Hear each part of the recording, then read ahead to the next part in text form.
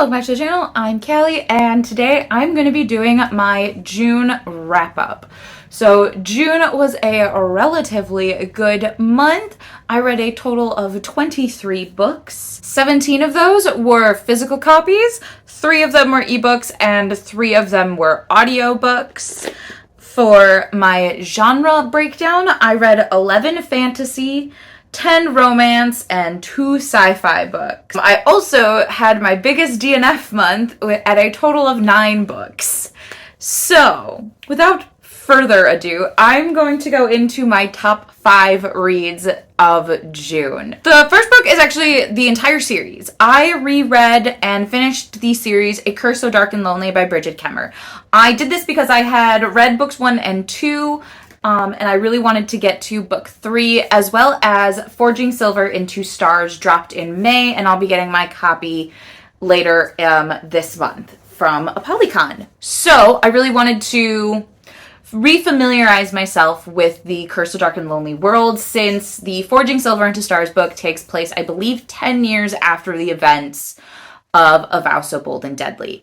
I loved this reread. All 3 books were phenomenal. In book 1, we are following Wren and Harper. Harper is a girl from DC who is struggling with her brother to help her mom who has cancer and pay for her medical care.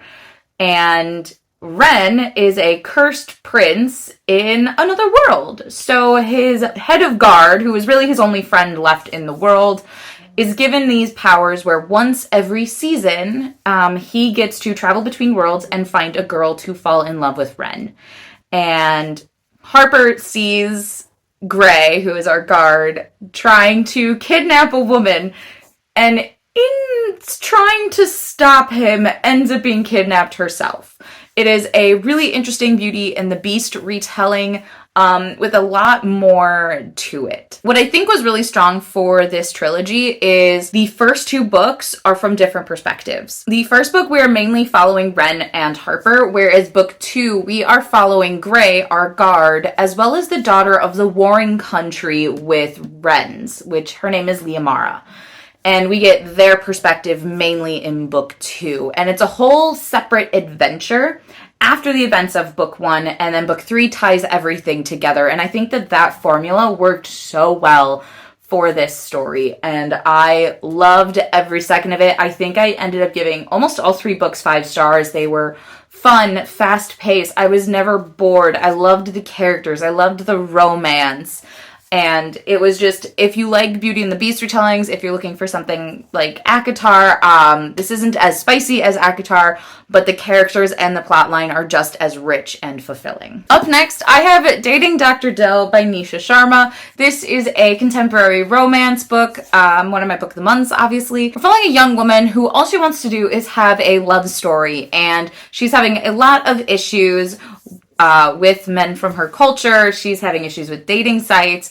And then she meets Dr. Dill, who he does not believe in love. He is a heart surgeon or heart doctor, essentially, who hosts this show about why love doesn't really exist and conditions of the heart. And it's such an interesting love story. It is a very much enemies to lovers. They're both grumpy. I'd say grumpy sunshine, but they're both grumpy, and which is hysterical. You have a lot of the family dynamics in this that I love, which are very tense.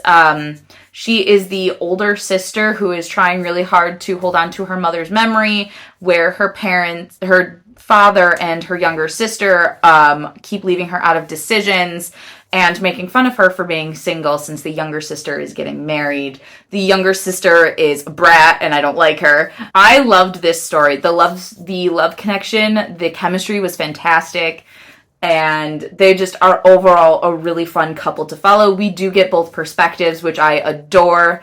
The only thing I would say is I don't feel like I got enough resolution from the family drama, but I know that this is the first in a group of books set in the same world. I believe the other 2 books will be following Karima's friends, her friends and his friends. Yeah.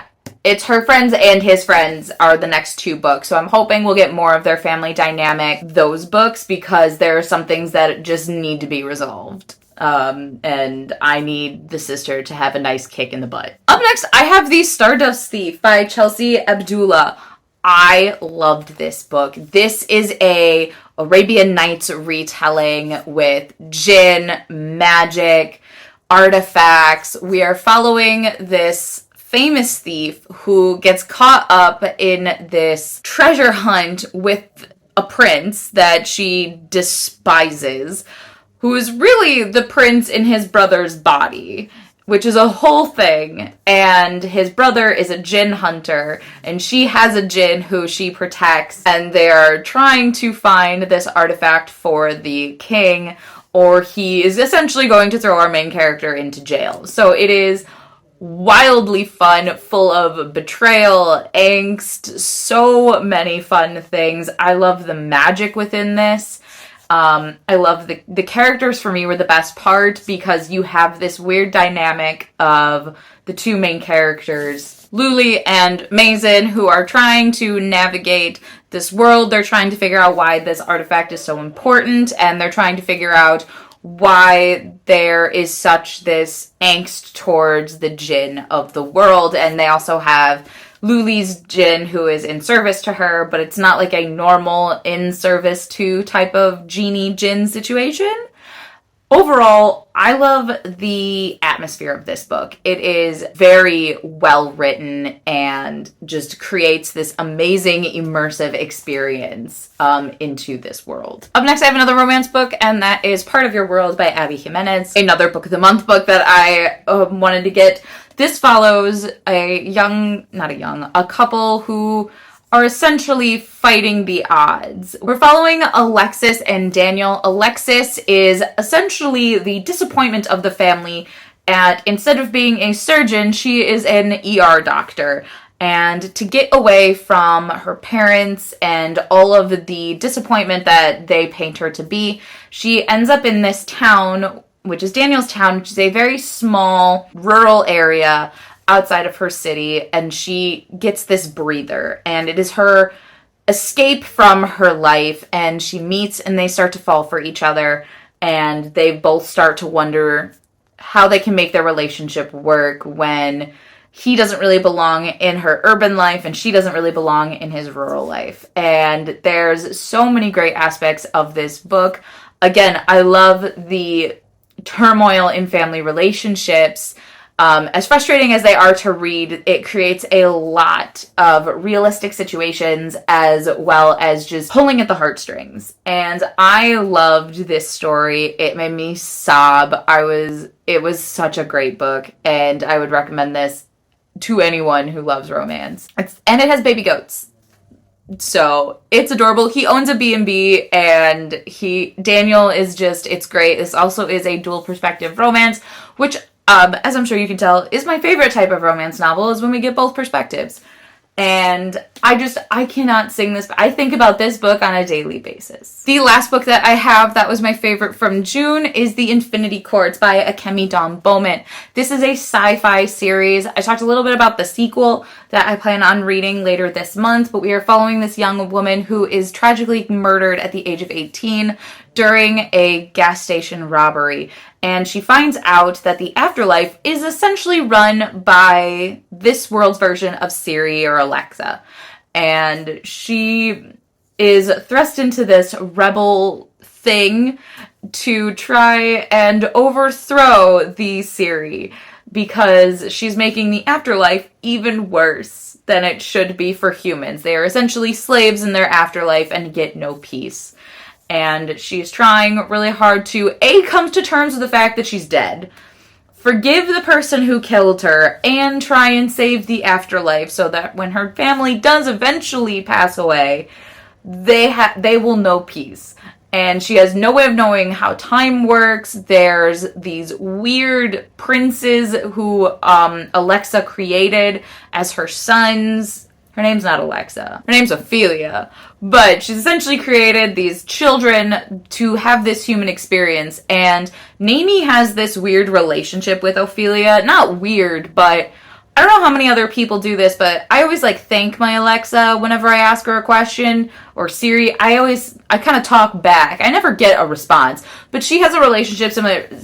Ophelia is like her only friend and confidant, so immediately she has this bond with Ophelia throughout the story, which makes this so interesting and a totally unique sci-fi story. So those are my top books from the month of June. I would say the month of June was a relative success, even though I DNF 9 books.